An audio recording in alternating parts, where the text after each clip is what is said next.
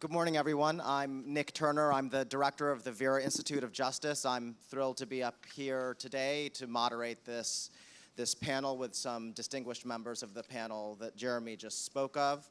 I will get us started in a quick second, but I wanted to take the opportunity, since I have a mic in my hand, to reflect a moment on the work of the NAS panel, its significance, certainly as I see it, and how it relates relevantly to to my own personal experience. And I think that the two things that I can speak to are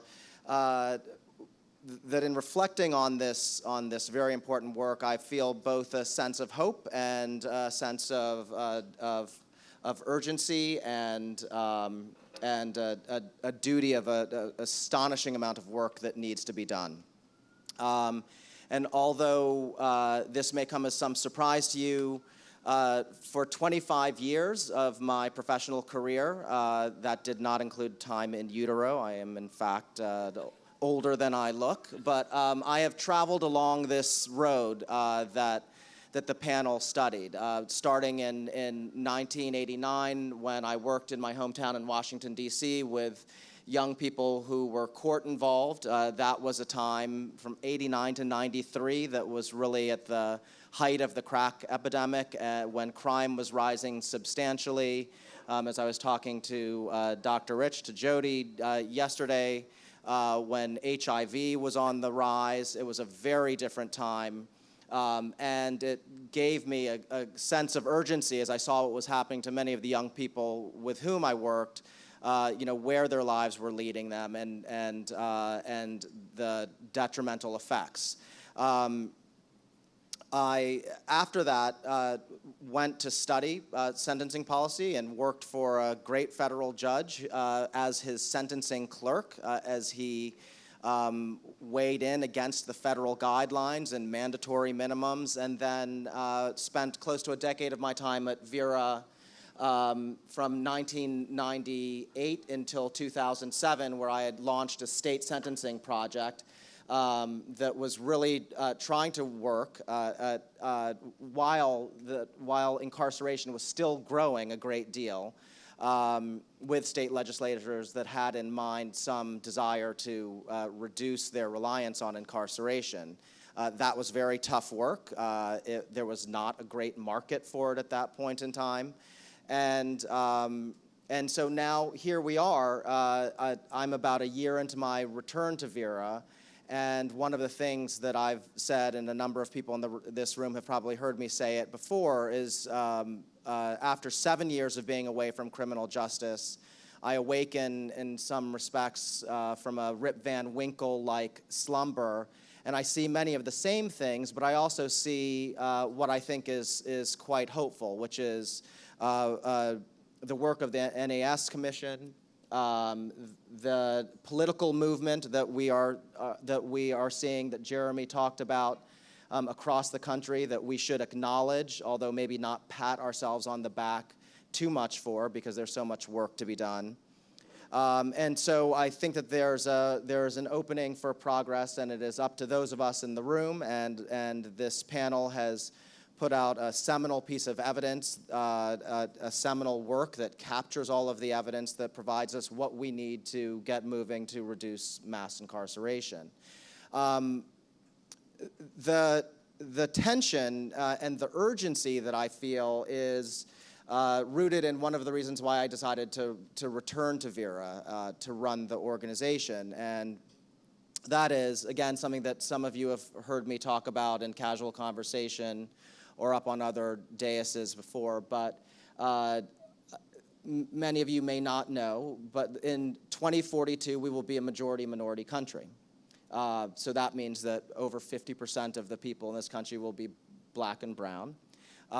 We are already at a point in the country where for 5-year-olds and under, we are majority-minority, and in 5 years or so, 18-year-olds and under will be majority-minority. And when you think about the kinds of figures that Jeremy shared, when you think about the disparity in incarceration rates for young men of color and for particularly for young black men and for Latinos.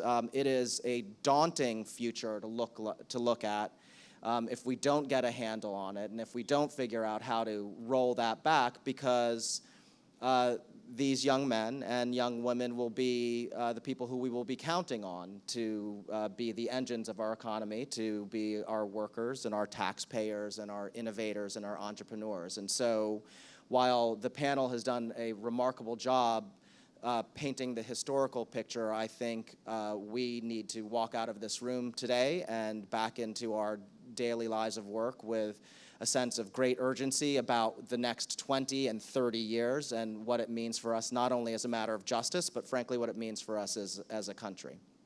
So enough about me and what I believe. I want to open up the discussion to the panel.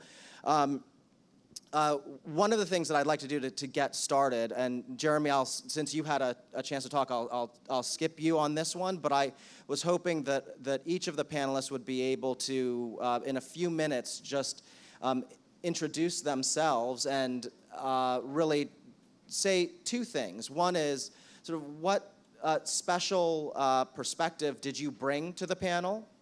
Because it is really a remarkable group, very interdisciplinary. And then the second thing is just to share briefly with the audience what you learned over perhaps the most important or striking thing that you learned over the course of the 2 years of work. So that's just sort of a little warm-up. That's the jog around the field until we get into another set of questions where we'll talk about the causes and the consequences and some of the guiding principles and recommendations. So Jody, if I could start with you, I'd love that. Sure. Well, it's an honor to be here, and it was an honor to be on the panel. I, as was mentioned, am a physician. Yesterday, I went to our state correctional facility and saw a patient with a number of medical problems, including HIV, addiction, mental illness, and cardiovascular disease. And that's not atypical. That's an experience I've had every week for the last 20 years. And so, as a physician, you get a sort of an intimate look at someone's life. You're able to ask probing questions about what goes on. And you know, one of the things I love doing in the correctional setting is to bring students in with me. So I bring students and young doctors in, and they've all seen the movies, and they're all intimidated. And I was, the first time I went there, I remember coming in these 14-foot chain link fence with the razor wire and the big steel door and these burly officers in their gray uniforms and, you know, sort of gruff attitudes. And they said, you know, brought me in and, you know, went through the door, and the door closes behind you, chung chung, just like the TV show. And then winding through this maze, and they, okay, doc, you sit here, we're going to bring the inmates to you. Everywhere else I go, they're patients, but you're going to bring these inmates to you. And I sit down there, and I'm sitting at the desk, and I notice on the desk there's a little red button, and I look closer, and it says panic. And then I started thinking, oh my goodness, what have I got myself into? And then I looked a little closer, and it was one of these little square buttons that with a little peel-off sticky on it, and it wasn't connected to anything. It was just a joke. And then I realized, okay, I can relax a little bit. I think I can get through this. And then I bring the students in, and the students have this sort of similar moment. They're intimidated when they come in. They don't know what to make of this situation, and then they see this interaction, a physician-patient interaction, and they say, oh, I understand this. This is just a person. This is a person talking to their doctor about their health issues, and then it all seems to make sense. It's a very bizarre environment and a very bizarre situation. But as we think through all these numbers, one perspective that I bring for this 20 years experience is that each of these numbers is a person with a family, as a person with a whole bunch of experiences. Now, in Rhode Island, the legislature passed a law mandating HIV testing for all sentenced prisoners. This was back in the late 80s. And I went in there initially really to take care of people with HIV infection, trained in infectious disease. Through that testing, they set up routine testing, and so pretty much just about everybody got tested coming through. At the time, that would have been very controversial in New York and Boston and DC and California. Most places would think that would be just crazy. It was before we had effective treatment. And yet in Rhode Island it happened. And through that testing, a third of the people in the state were diagnosed with HIV were diagnosed in the correctional setting. So you think of that, a third, I mean, that's a big hunk of the pie. And that really highlights the tremendous public health opportunity.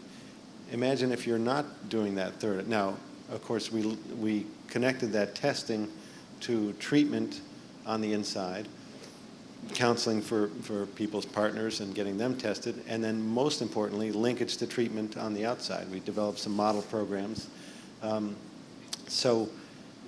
Coming into, then it became clear that, wow, this is a tremendous public health opportunity. The government has gone to the trouble of getting all these people that are at very high risk for a number of diseases and lining them up one by one and marching them through this system. And we can just go in there and offer HIV testing and offer HIV treatment and offer linkage to care.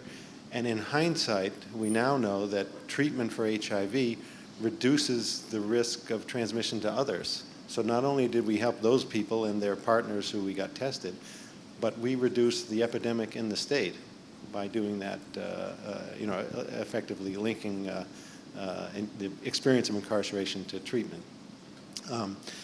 There are probably much more efficient and effective ways to do it, but this highlighted to me the public health opportunities and individual health opportunities. Now, it also became clear to me early on that this is a diseased population, that the rates of disease and almost any disease are much higher. And of course, a lot of that's related to their underlying addiction and mental illness, which are at rates almost nearly 2/3 of people have some or both of those.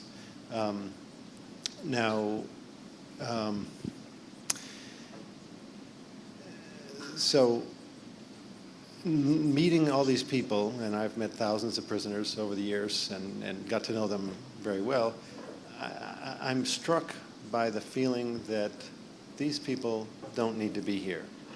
This is not an efficient use of resources, of energy, it's destructive in their lives, it's destructive in their families, and that's just more of an impression than a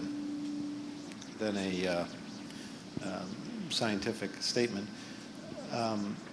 So at the same time,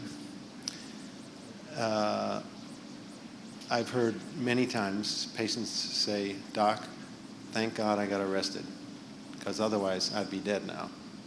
And they're not saying that for nothing.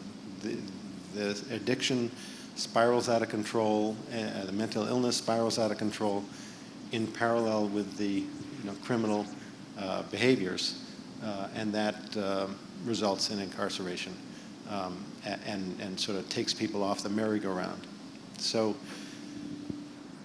anyhow, that's the Jody, background perspective. As a doctor, obviously you sat on a panel with historians and political scientists and criminologists. What was for you the most surprising finding, the thing that you learned? So the thing that struck me the most was, as Jeremy said, the footprint, how pervasive how fundamental this high rate of incarceration is to the very core of our democracy and of our society. And at times, we were like the blind men seeing the elephant, all coming from different perspectives. But I always have to say that is the single most, that we need to fix this. This, as is said, this is happening on our watch, has happened on our watch, and there's a lot more at stake than just the health of a few individuals. Thank you. Larry Mead, if you would. So from NYU, the Department of Political Science, say a little bit about what the perspective was that brought you and what you found most surprising. I'm a political scientist. Most of my research has been about poverty and welfare. I wrote a number of books about how we should reform welfare, and to my surprise, government largely took my advice.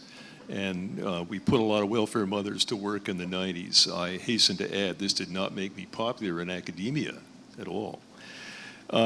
But I don't know much about criminal justice. I wrote, the only way I got into it was writing a book about how to put poor men to work, for which I interviewed Jeremy Travis. And I think the reason I got into this committee was he decided I ought to learn a little bit about criminal justice. So he put me on the committee, and indeed it's been a huge education. The two things that stick out to me that I learned most dramatically, first of all, about the politics of crime. What happened when the crime rate started to rise in the 60s and 70s was that the political system went into a kind of panic. And there was a populist knee-jerk reaction whereby the politicians simply responded to public alarm.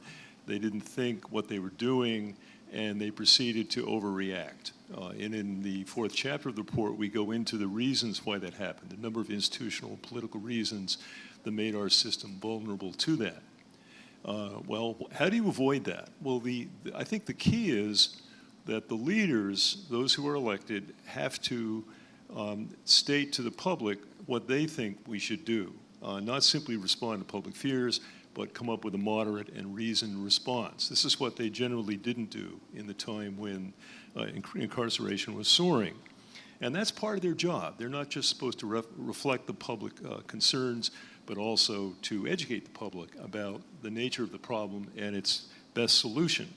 Here's a quote from V.O. Key, who was an early student of public opinion. He says, quote, "Those political leaders who shirk the task of popular education are misfits who do not understand the responsibilities of their job." And I think that's something that they shirked back in the period we're talking about. Today, of course, a number of our leaders are coming forward and saying it's time to reassess the prisons, to have criminal justice reform. They should be commended for that. That's what they're supposed to do. But they should have done it for the last 30 years rather than doing it just recently. So that's the first thing that I learned. The other thing is that the reasons for incarceration are, it seems to me, deeply rooted not only in the politics of the issue, but also in the problems of the societies where people come from who go into prison mostly, and the difficulties of avoiding prison are considerable. At the end of the report, we discuss briefly what alternatives to prison might be. And it seems to me that is the thing to focus on now going forward. We have to have a structure of reentry programs and alternatives to prisons so that we don't simply liberate people from the prisons and they go onto the street and then are unable to cope with the life outside. Jeremy's written a book about reentry, and I, in my own book, have discussed what we might do to use the reentry structures to prepare a better world for the men coming out. That seems to me is, besides simply reducing incarceration, we have to do something to build up the structure after prison so that men have a better chance to re-enter this society. Heather Ann, what about you? I don't have to stand. Good morning. So I'm Heather Thompson. I'm a historian by training. I'm a professor right now at Temple University in the Department of African American Studies and also the Department of History, on my way to the University of Michigan. And I'm also a Detroiter, so I come at this topic both personally and as an academic. Personally, because I grew up in a city that was really ravaged by incarceration, so I was always very interested in this topic, but as an academic, because I study prisons, crime, punishment, civil rights, my biggest project I'm working on is a comprehensive history of the Attica prison uprising of 1971. So I come at this as someone, I think, to bring some kind of historical perspective, as my colleague to my right, Khalil Mohammed, did, to kind of give us some historical context for how we got in this situation. And I must say I was very honored to be part of this. It was a real a challenge, but one incredibly interesting and informative to me to have such a comprehensive, and I assure you, most comprehensive review of the incredible work that many in this room have done, and that the Academy has done, advocates have done, and so it was a real opportunity to just dig into this material at a most intensive level to come up with the conclusions and the recommendations that Jeremy's already gone over. For me, the most striking thing about the report is something that Jeremy has already called our attention to, and I think would love to take the opportunity to do again, which is that that this was a policy choice, that this was that we were just really clear looking at this, that we got into this out of choice, that it was not driven by necessity, and that it was deeply rooted in the political moment of the time, that it was rooted in a bipartisan zeal for responding to this political moment through the criminal justice system.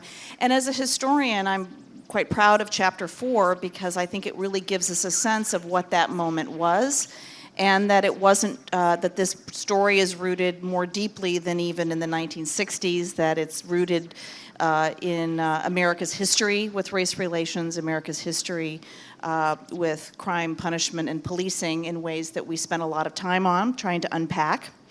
And I also think that another really important part of this report was the conclusion that while the positive impact of incarceration was very difficult to locate, that the negative impact was much easier to locate, and therefore something that we all as citizens, and not just as academics and advocates, but also just as citizens of this country, need to really look at carefully.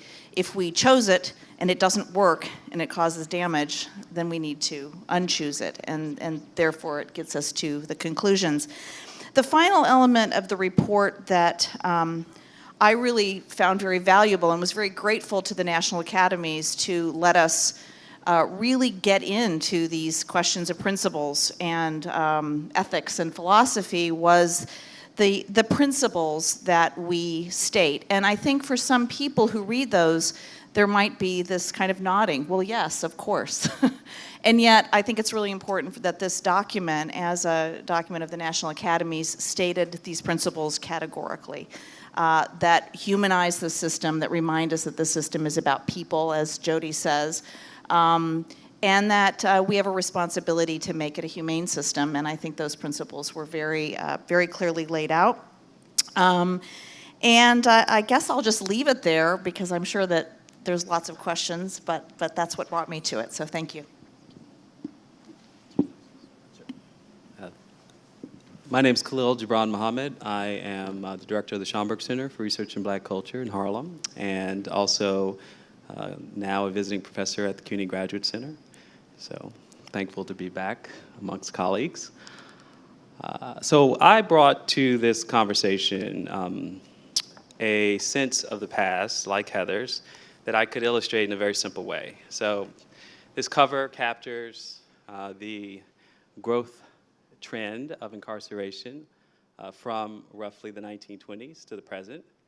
And the flat part of this growth trend actually had lots of crime, lots of anxiety, lots of disorderly people, lots of undesirable people, lots of people unwelcomed, lots of people subject to unjust police scrutiny, lots of people involved in underground drug and alcohol economies. And yet, miraculously, the system in that moment, in the 1920s and 30s and 40s and 50s, chose not to increase its carceral capacity, to increase its budgets, to disappear people, to incapacitate them, to engage in a series of values that Hegel once described in the philosophy of the right, to punish like treating people like dogs rather than to restore them to citizenship. And so for me, adding texture and complexity and color to that early history, which actually happened to be less color than we might think, it was more about the experiences of European immigrants in big cities like New York and Chicago, so on and so forth. I think that really matters because I think some of the difficulty for people in this room who do this work is that this is not a story that they are very comfortable with or even know. And therefore, we all have history in our heads.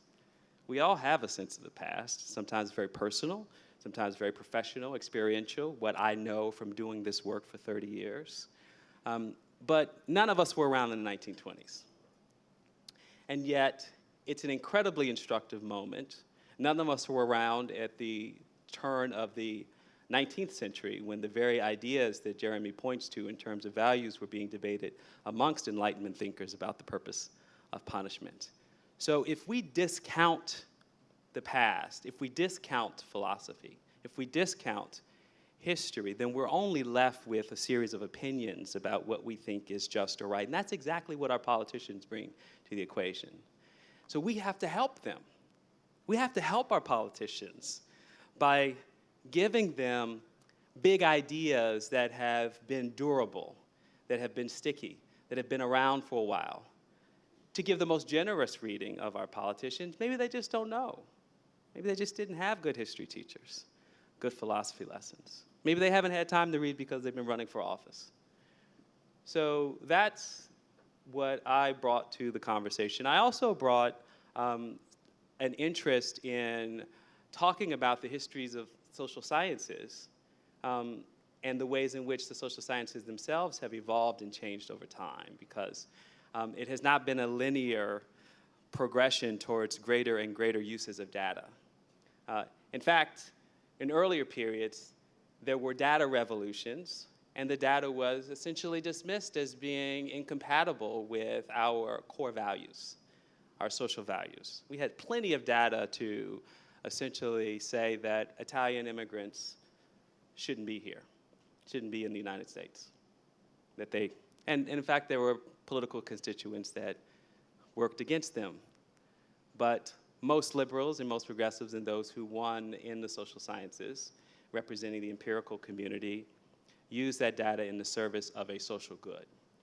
So bringing a sense of skepticism about the limits of our empirical approach, I think, was something else that I brought to the table. I'll say finally to what I learned, and let me go back to one of my notes.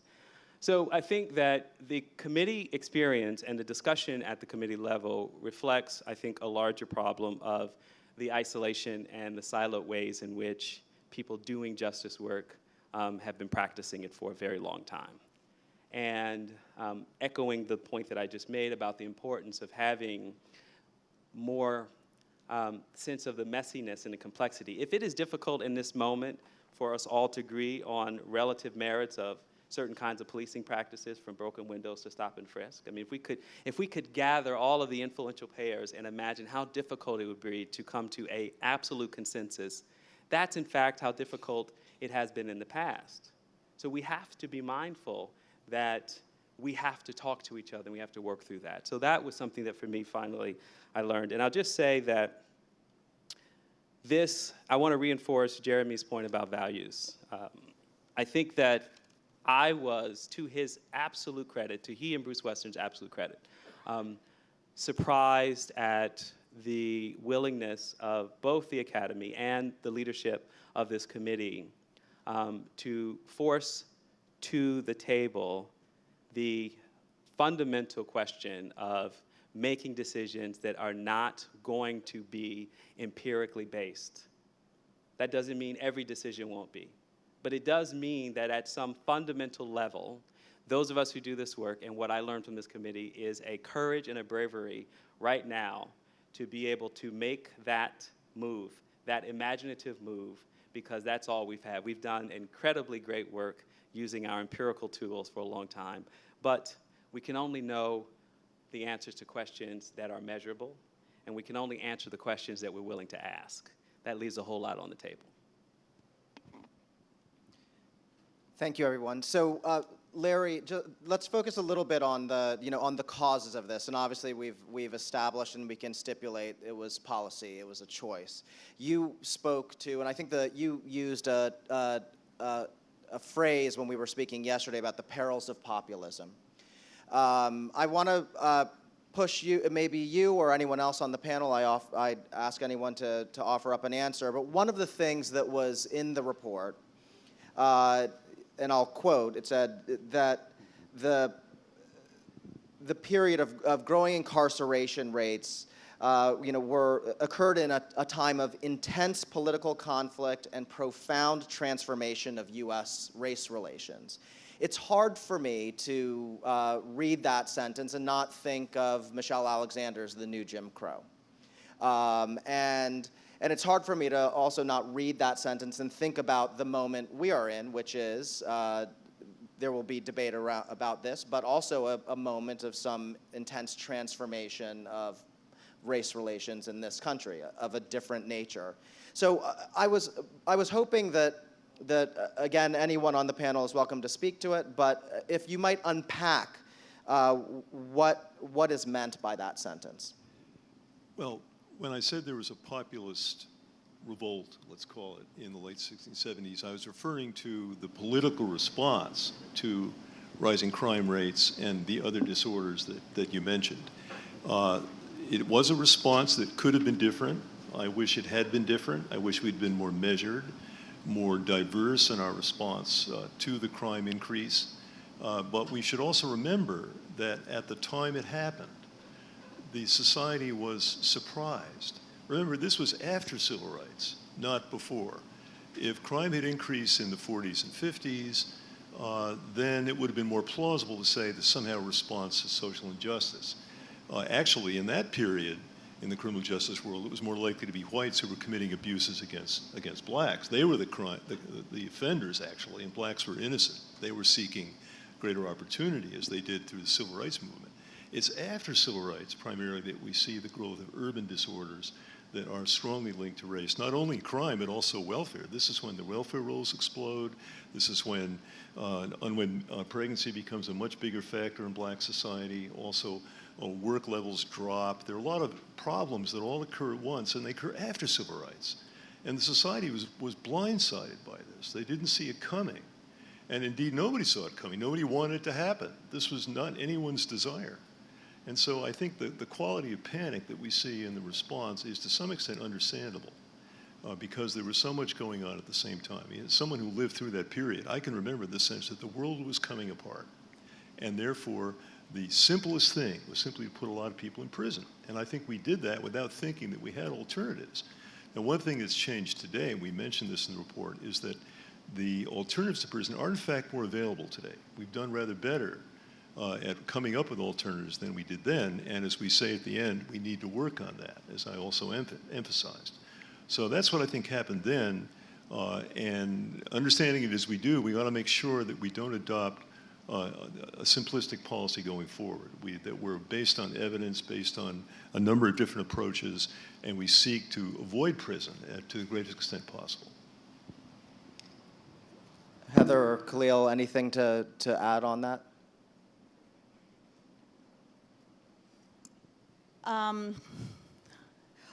Well, I mean, one of the things I would say, just getting back to Nick's question, is that one of the really important things about Chapter 4 is that, whereas academics have very different personal opinions based on their research about what the impact of the civil rights movement was or how this in particular impacted crime policy, one of the most significant things I think that we were trying to say in that chapter was that it was an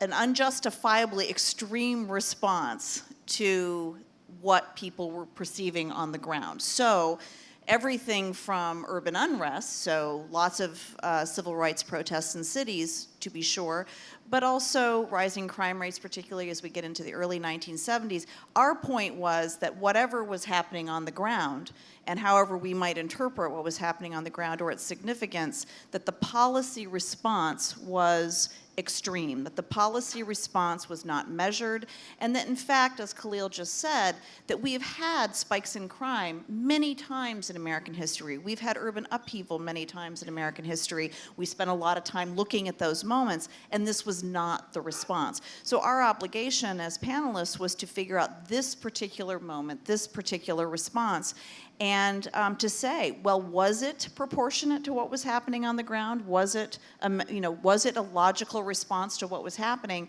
And both from historical perspective, but also looking at that moment, the committee's conclusion in chapter 4, which I think is important. We need to, this is something we can run with when people say we needed to do this. We needed to do this at the time. Chapter 4 arms, I think, advocates and legislators and academics alike to say, no, we didn't. We didn't do it before, and we didn't need to do it the way we did it then. Great. Jeremy, let me ask you if you could, to be a bridge in our conversation about causes and then move us to consequences with an answer to this question, which is, to what extent did the panel find, and I know that you, in your presentation, you underscored that sentencing policy, mandatory minimums, that the panel specifically found those were the major drivers in the high rate of incarceration, in the massive growth. But to what extent did the panel find that police tactics, that rate of arrest, or that rate of arrest transforming into sentenced placement, so into incarceration, was also a driver, if at all, of this massive growth? And then the second question, which you can very gracefully move into, which gets to consequences, is, did the panel say anything about the extent to which prison and time in prison actually becomes a criminogenic factor, that it makes someone more likely after prison to find themselves back in the criminal justice system again? Is this working? It's working, good. So on the first point, we don't dwell on it long because there's not much to say beyond the simple fact that the rate of arrests per reported crime did not change over this period of time. So it's not as though the police became more efficient, or that detection tactics that employed by the police became more effective, or that citizen reporting led to more arrests. So over this period of time, for reported crime, the rate of arrest per crime basically did not change. I emphasize the word reported because we have no reports for drug crimes. People don't call and say, they may say there's a selling happening outside, but it's not as though there's a report for every transaction, right? So we don't have a base for knowing the rate of arrests per unreported crimes, particularly drug crimes. But what we know is that the rate of arrest for those crimes, that the number of those arrests went up significantly over this period of time, and that the punishment response to that offense became much more severe over this period of time. Larry was mentioning the crack epidemic. I mean, that just triggered a whole series of legislative responses. The most memorable one, or noteworthy one, or notorious one is the 100-to-1 crack disparities in federal sentencing. Triggered a number of legislative responses that were way out of whack in terms of the offending behavior, and some of them, with those disparities, crack powder, having very significant racial racially disparate impacts. So yes, we can say that the rate of arrest per reported crime was pretty constant over this time, but we also should not overlook the fact that we really doubled down on a law enforcement response to drug offending in a big way that has had consequences. Let me just restate what I said in the opening remarks, that in Chapter 2 we disaggregate the prison rates by crime type, to look at the changes over this period of time by crime type. And for drug offenses, the increase was a tenfold increase, where overall it's a fourfold increase as a rate of offending. And if you were to, you could do the modeling, and people like Professor Bushway does this sort of stuff, and imagine if the world, just imagine the world had been different and we hadn't adopted that response to drug offenses. What would have happened to the national incarceration rate over this period of time? Would we be having this conversation? It would be a very different conversation. So I just want to isolate the responses. We talked about sort of the almost the moral panic that every one of our other speakers has talked about. In terms of drug offenses, it was a particularly harsh response. A footnote here, just to underscore what Khalil said, and Heather as well, is that sort of in other periods of our history, we've responded differently to crimes concerns in the country. We should also note that other democracies have also responded very differently to crime concerns. So we decided at the outset, we weren't charged with doing an international comparison. I think that's the next chapter of work that should be done. But other democracies have not relied as heavily on imprisonment as we have in response to crime changes in their society. So we have contemporaneous examples of policy choices that were made that were quite different. So your second question, which I gather I'm supposed to be a bridge to consequences here, right? So, there is a literature, I wouldn't call it a robust literature, about the criminogenic consequences of incarceration. You know, the best literature there would be if we randomly assigned some people to prison and others who didn't get assigned to prison, so a little hard to measure here. But there's some evidence that shows that time in prison increases it is criminogenic in the technical term, increases the level of offending for somebody who's been in prison. But what we know that I think is more important than that is that time in prison is a terrible experience. This is what Jody was talking about, sort of indirectly. We talk about, to the extent there's data on this, directly about, particularly in chapter 6 on the psychological effects of long-term of isolation in punitive segregation or whatever, it's given different terms in different systems. And so I think in terms of the impact of incarceration, we should just remember that this is an aberrational life experience in institutions that became much more crowded over this period of time. And we also document the decline in programming, the decline in investments in the things that would make life better, or at least provide opportunities for people who are in prison. So the bigger picture here is not just the criminogenic effects, but it's really captured in the third principle that individuals, our fellow citizens who are sent to prison by our choice and by their actions, we should think about their life in prison as being a time that doesn't diminish their status. That has enormous implications for the way we think about these institutions and what should happen in them. It also has, just to make it a sort of a wonky point, research implications. How do we measure the quality of life of people who have been in prison? We spend so much research time thinking about community life, and we have robust literature there. Here's a community where we know so little. We know so little about the way people react, what the relationship is to fellow inmates, to family members, and to programming.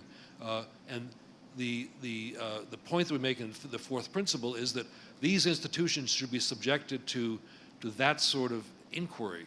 A democracy should hold these institutions to a very high standard of performance, basically. And that has research implications. Researchers find it hard to get into prisons.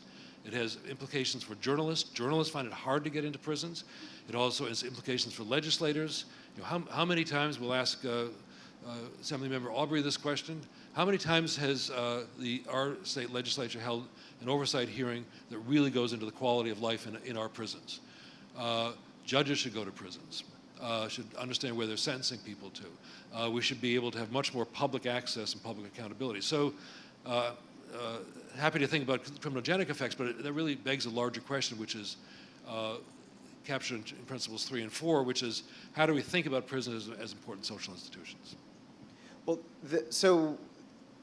I mean, I think it's a hugely important point. And it obviously is, speaks to so much of what the panel wrote around the consequences of what we've created.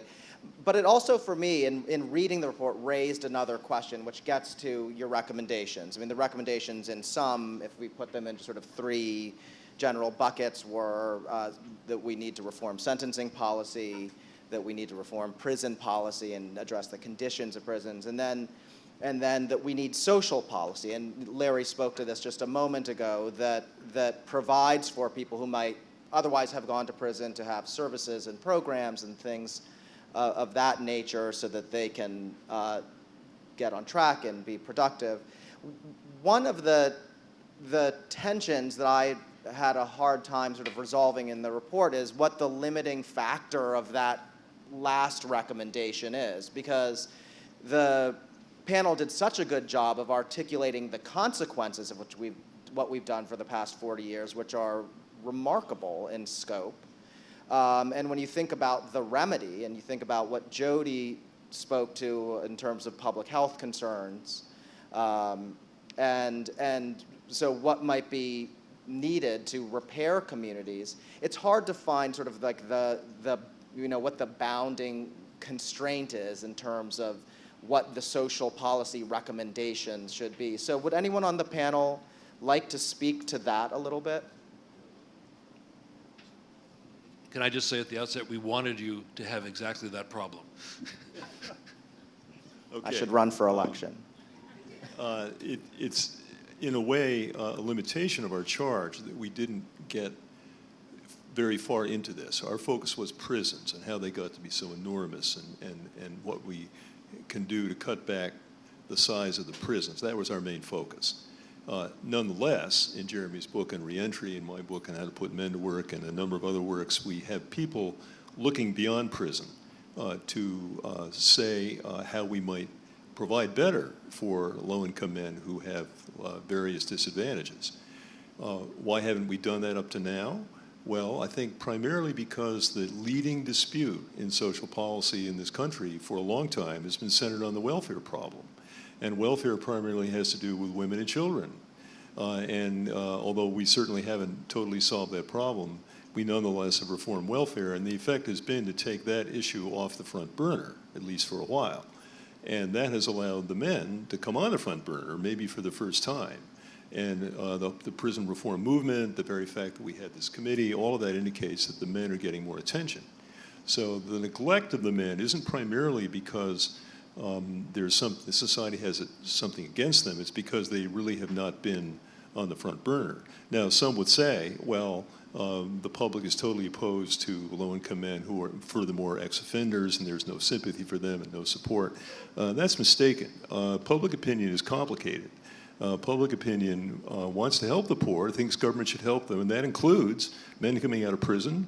The public doesn't say that you must never have committed some serious offense if you want to get our support. No, the public is very concerned about going forward rather than going back. So they'll say, well, we'll support you, but you have to do the right thing henceforth, and above all, you have to go to work and stay working. That's why reentry programs focus very heavily on employment. And it seems to me that that is something that we have to take seriously. What that means concretely gets into the whole question of reentry programs, which again, we really couldn't get into in any depth, but that's where we end up. That becomes the next big challenge. I think that the tension that you see, Nick, it's really interesting to me. I think as Jeremy was saying and as Larry has said, I mean, from the point of view of this study and this report, in some respects we were unable to resolve that tension, both because of the limitations of even the research base on what alternatives would be and how we might move forward. But I want to just say, as just an individual, not as necessarily a committee member, that one of the tensions that you see there, I think, is where we all sit, which is that we are trying to imagine how to fix this problem, but we're still so locked into the criminal justice model that we can only imagine criminal justice solutions to the criminal justice problem. So when you mention other social problems, other social fixes, we're still at this kind of bridge moment, I think, as a society, where even the best intentioned people trying to imagine how to fix this are still trying to do it within the system that is itself so troubled, so broken. So I think one of the exciting things about that last charge, that last recommendation, is actually to encourage us to start thinking about social program solutions that are not necessarily in the criminal justice framework to solve the criminal justice trauma and criminal justice problems that this report does identify. And let me just add quickly that, that there are a number of areas in the report that address the collateral consequences. And those collateral consequences were not inevitable. They were political choices made to limit educational opportunities, housing opportunities, access to welfare for people who were economically displaced for any number of reasons. So you have an entire menu of political decisions that have been made that are absolutely squarely in social policy, from housing to education to welfare to transportation to employment licensing to who can apply for, I mean, it's just unbelievable. So therefore, one area of social policy to address is, if one recommendation that the committee makes explicitly is about repealing mandatory minimums, similarly, though not exactly charged to make an explicit recommendation here, would also be to look at the series of social policy choices that we have attached to criminal justice that have never been attached in the history of policy setting around these issues. Losing your home. I have another point, but I've forgotten it, so I'm gonna stop. Jeremy. Let me also address your tension and not try to resolve it, but just to make it even more acute. We said, and we're all trying to be careful here to speak in panel voice, so the panel said that these questions of social policy really work in a couple different directions. One is, as Heather said, that just to acknowledge that a lot of the solutions that our society and our elected officials should look to are outside of the criminal justice realm. So that has pretty big implications. Jody touched on some of them. So how would we think about a health policy that would reduce the level of addiction and drug use and alcohol abuse such that there would be fewer people who would find their way into the criminal justice system, right? Just to give an example. So we don't go there, but we didn't want to, in our writing of the report, to have people say, well, that's so obvious. So we said some obvious things, which is you want to go there, so that works in the direction of policy choices that would reduce the reliance on a justice response by fixing some problems, but also presenting more options to people who have to respond to antisocial behavior. So that's then one direction. But we also did something that I just want to highlight for this group. It was a little ambitious of us. We sort of imagined a day when we relied on prisons less, a lot less. And then, again, just drawing on Jody's observations, we sort of said, look, society, America, if we had a prison rate half of what it is today, there would be a lot of people who are actually being serviced by the prison systems through health care and education, not a lot, but some, through some sort of programming. And if those people are not in prison, you've got to pay attention to the fact that they're not in prison and not getting that, and therefore you have to sort of think about what are the social supports that should be available for them. So it sort of went in both directions. It was almost a little bit of a justice reinvestment idea there, but there's also a think differently about the problems that give rise to the type of behavior to which we now have to respond in the criminal justice way. And yes, the criminal justice response should be much more subtle and multifaceted than it is now. Thank you. So I'm going to be mindful of time. We have about 5 minutes before we're going to turn the mics on for people in the audience who might have a question. You'll see there's one there, and then one here in the center, and then one over on that end. So ready yourselves for concise questions. But let me just raise two things, again, for the panel to answer, if you could, concisely, so that we don't eat into the audience time. And that is, so again, in reading the report, I was personally struck, and certainly I've spoken with others who were very struck by this guiding principle of social justice. And you spoke to this, Jeremy, and you said that that the evidence base that the NAS overlord said you could obviously look at the literature well beyond sort of the empirical literature and so on. And so it's philosophical in some respects, the evidence base. So one question is, are there places where we have seen, maybe here in the States, maybe not, or maybe elsewhere, where a social justice guiding principle is actually in effect and works in some regard? So was there any sort of empirical evidence that supports this recommendation as a guiding principle? So that's one question.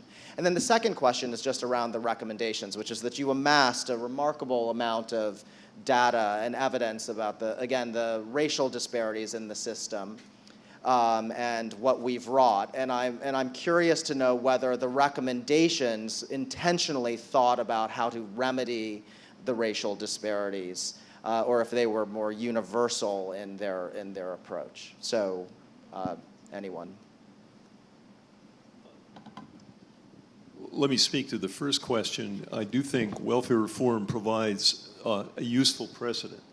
In the reform, what we primarily did was require that mothers on welfare should work in return for the aid they received. So they shouldered an obligation which traditionally had not been part of welfare, but in return, they also got additional benefits. Actual welfare benefits rose somewhat.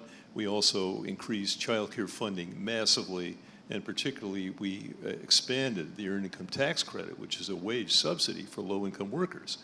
And the combination of that has allowed mothers who are working, or even if they're still on welfare, they are visibly moved closer to the middle class by that. So there was lying behind the reform was an idea of justice, that one has to fulfill certain responsibilities, but in return, society will help you do that.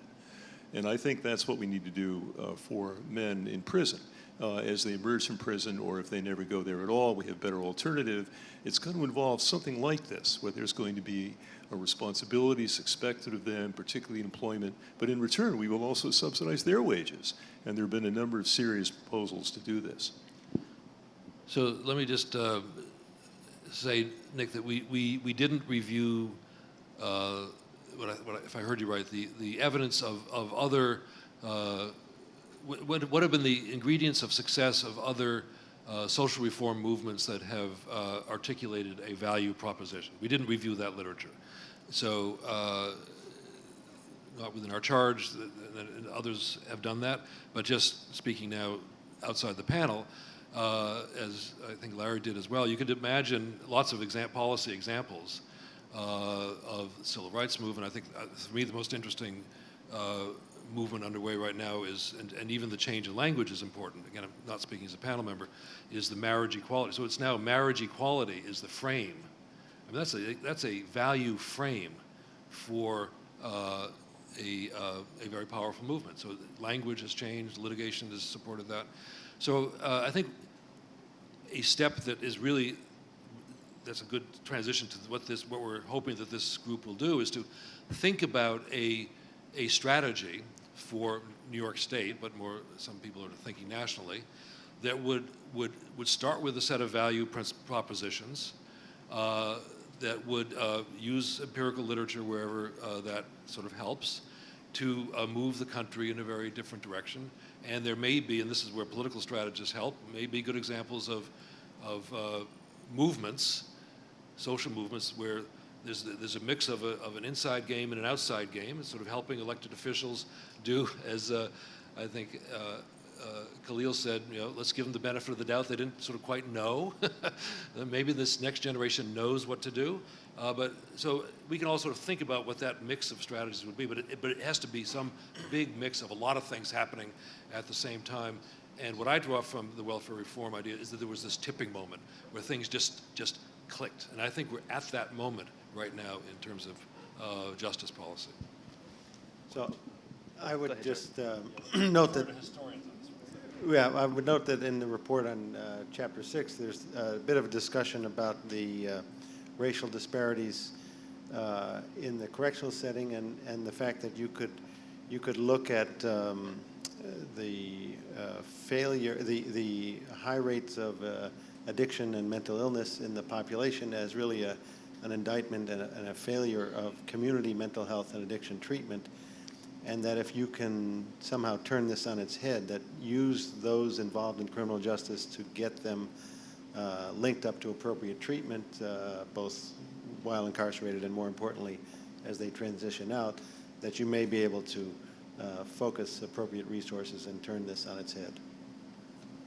And let me just add quickly that our colleague Michael Tonry, who was very much instrumental in a lot of the report, consistently brought to the report an expertise about the international community in criminal justice. And in that regard, I would say to Nick that we have very poor examples statewide in this country for a social justice agenda in the criminal justice arena. And you can find local communities where we have journalistic assessments of how to deal with an entire community suffering from heroin or methamphetamine.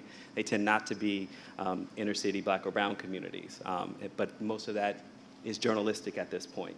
But we do have harder evidence in the international community, and we have harder evidence historically in the record that I've described earlier for how system engineers responded with a different set of values. It's in the record. It's not hard to find. So that's where we are with that. I'll also say that the overriding, and this was not articulated in the panel, so I'll take one license here that many have already done, just to say that essentially, the ethos that I think many of us have wrestled with is the same ethos that the NRA articulates, that guns don't kill, people do.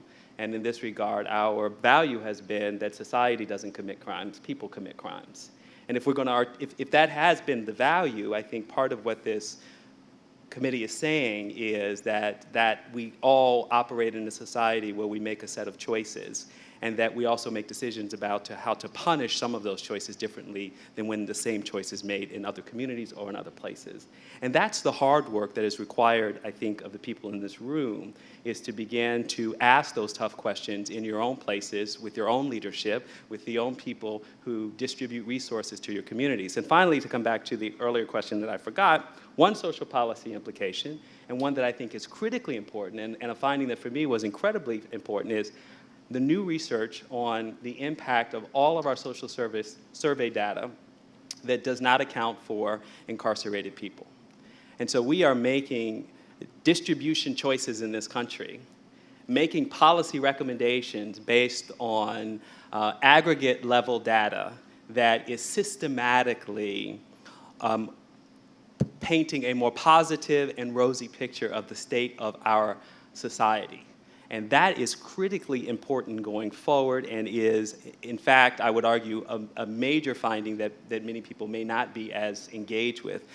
You already know the impact of felony disenfranchisement, and that's really just the tip of the iceberg to the extent that incarceration policy are informing decisions that don't account for millions of people and their families that have been affected by it. Thank you. So we're going to turn now for questions from the audience. Again, I don't see, we'll hear, please step up to the mic. If you wouldn't mind, introduce yourself. And if you have a particular person you're addressing your question to, let them know. So Vinny, we'll start with you. No, you won't.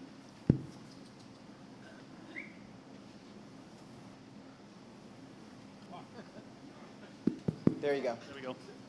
Hi, I'm Vinny Schiraldi from the Mayor's Office of Criminal Justice. I want to thank you all for a tremendous book, I think, at a time that we all hope is, as Jeremy said, a turning point in the use of mass incarceration in America.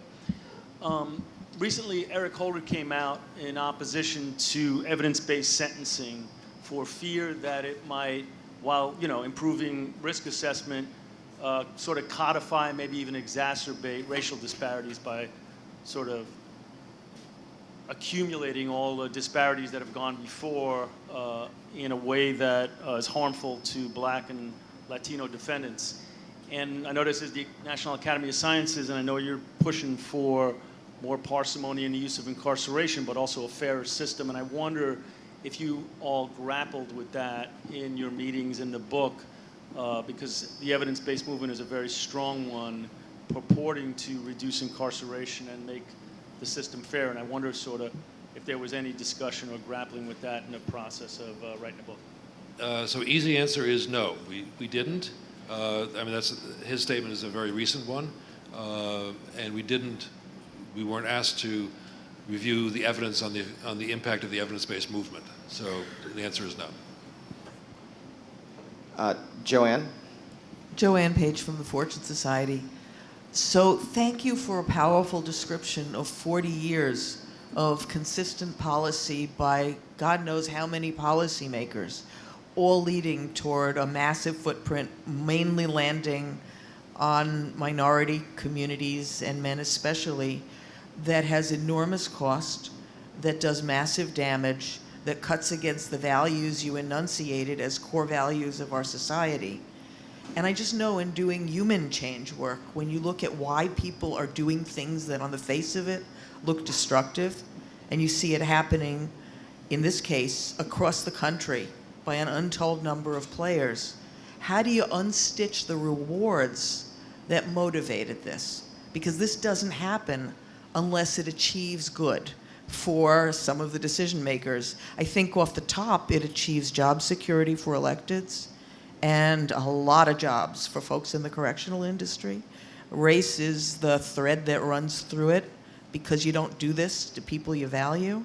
How do you unstitch that and build in counter forces that yield change? So again, so in the Q&A, I just want to be very clear that we, unless the question is what did the report say, like in Vinny's question, we're now speaking. We should be clear whether we're speaking in panel voice or individual voice. I would like to reserve this time for if there are questions about the panel report, but just to say, Jeremy Voice, this is the work that you've got to do here. We didn't imagine what it takes to because there's no evidence, it hasn't been done. So there's no evidence on what it would take to ramp down what's been ramped up, or how the incentive structure might be. So that was looking over the river in a way that we weren't authorized to do. But we were very clear, just to reinforce something Joanne said, now panel voice, that this is a political process. And this is a process that has to undo 40 years of policy choices that elected officials and others in the system, so judges are not immune, prosecutors are not immune, police are not, people in the system have made, and that we've allowed them to make this. We got us into this situation. We, the big W, we have to figure out how to get us out of here. So that's what, when Heather says the big point here, big takeaway is we chose this, that's the big, so we have to figure it out. But we didn't say how to do it. Sorry. I just want to add that the current report and many other movements towards criminal justice reform in the country indicate that what happened in the last 40 years is not cast in concrete. The system eventually self-corrects and people bring objections to what we've done. And therefore we start to see a new policy. And just, I think it perhaps is obvious, but I think it's really worth saying that one of the things that historians such as Khalil and myself get to see all the time is that we've undone massive systems of evil and oppression and injustice before in our past. And how do we do it is really instructive through coalition, through imagining a different future. This report imagines something different. How it actually gets dismantled, we have myriad historical examples to draw from. I mean, everything from segregation to, from slavery to segregation to all kinds of things that we, at the time, I'm sure, could not imagine ending. But the will ultimately ended it. So we take a lot of heart from that, but the report, I think, maps the imperative of that. Lorraine Moeller, John Jay College of Criminal Justice. Firstly, I want to applaud the work of this committee and of our speakers, our panelists, for their wonderful insights and for providing for us what will be ultimately a guideline for future change, policy change. Relative to a statement made by Gibran, I would like to support your thought that our politicians need to be informed. One of the ways in which we can and are doing this, there is a candlelight vigil for Judy Clark at the mayor's home, at the home of Governor Cuomo this Saturday night to appeal for clemency. For those of you who are aware, Judy Clark has served 31 of her 75 years of prison at the Bedford Correctional Facility. And we are hoping and praying for her clemency. Secondly, one observation that I made and that I'm sure you've addressed, and I wonder how, if you could give us some details. The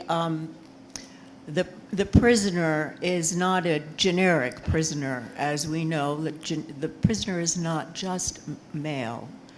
We have many incarcerated women, and I think it's important that when we are in public discussion that we mention women as well as men. These are incarcerated people. As we know, women require gender-specific programming, psychological and physical care that is different from the care of men. Facilities must be appropriate for women. I wonder to what extent you've addressed the issues of women, incarcerated women, in the work that you've done.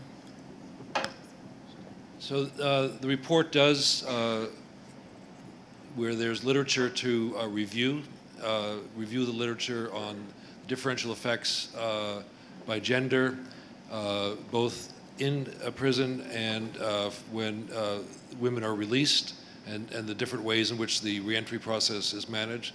So if you sort of read the consequences chapters, both the incarceration chapter, where we look at it as a health matter, and some of the post-incarceration chapters, you'll see where there's literature on women, differential effects, we cite it. But the important qualifier there is where there's literature, because there's not enough research that's been done on the experiences of women in prison. There's not enough research that's been done on the different parental experiences, responsibilities of mothers compared to men. And it's really shocking, just as a citizen, to see how little we know in a research sense, and not a sort of observational sense from people who work with this community. And so there's, if you're an academic or just a concerned citizen, there's a long list of research questions that we think have to be answered. And one of them, one of the big ones, is on gender differences. We may have time for 2 more questions and answers. So what I'm going to ask is if the gentleman here would ask, if you can ask a tight question, that would be great. And then if you wouldn't mind also, and then we'll give the panelists a chance to answer. Thank you very much. My name is Mark Funkhauser. I'm the publisher of Governing Magazine. I wondered to what extent you considered the role of the private prison industry. Thank you. If you would ask your question. My name is Marcia Weissman, and I'm the director of the Center for Community Alternatives. And my question, I think, ties to history and the rising crime rate issue and how much incarceration impacts that. So to what extent did the committee take a look at the very definition of crime? In other words, the increasing definition of behaviors as criminal rather than something else. And the juxtaposition, if you looked at that, to those kinds of definitions as mechanisms to, in the early 70s, late 60s, to control marginalized populations and particularly communities of color. So the racial disparity question. So I'll volunteer to do both of these, and anyone who wants to fill in can help out. So on the south, take the second one first. So it was not within our charge to look at the experience over whatever period of time might be relevant here of the country in deciding what is criminal and what is not.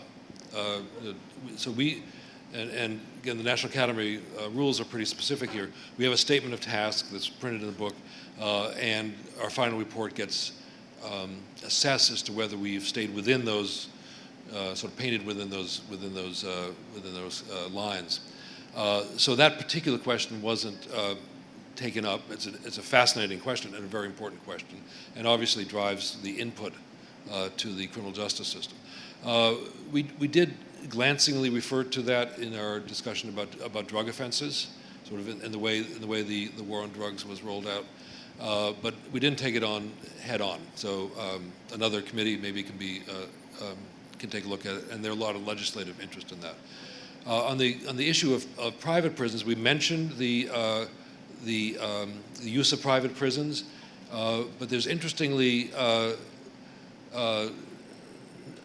I'm going to be careful here. I don't know whether it's not much literature or no literature that assesses the contribution of the privatization of prisons to the growth of the prison industry. It's certainly a often stated proposition that is a truth. But if you look at it, whether there are economists or political scientists that have actually measured that, I'd have to go back and look. I don't think that we actually found any. So we noted it's an obvious fact, but we couldn't make it a causal statement in the way that often is said in advocacy circles, that's what's driving or holding up the prison population. We couldn't make that assertion. I would just add that in the chapters 6 and 7, there was some discussion about the privatization of healthcare for prisons, and I think the take-home message there is that we have a completely disconnected healthcare system, and we have no oversight and no sort of metrics. And one of the things this report discusses is how much better things would be if there was that used a similar metrics on the inside and the outside, and of course encourage transition of care, because correctional institutions invest in the health of their prisoners, and much of that investment is lost upon transition to the community. Just the last thing about your question. So Jeremy does characterize exactly the limits of what we say, but just want to signal that there is a discussion in Chapter 4 that looks at the politicization of particularly black communities in urban spaces at the moment when the civil rights movement is achieving its greatest legislative goals. And so it's pretty well-known literature, I think, to most people here, but the report does cite that literature to indicate that there are political stakes attached to the demographic change happening in cities that coincides with the civil rights movement and essentially takes activism as potentially a precondition for criminality. So round of applause to our panel members.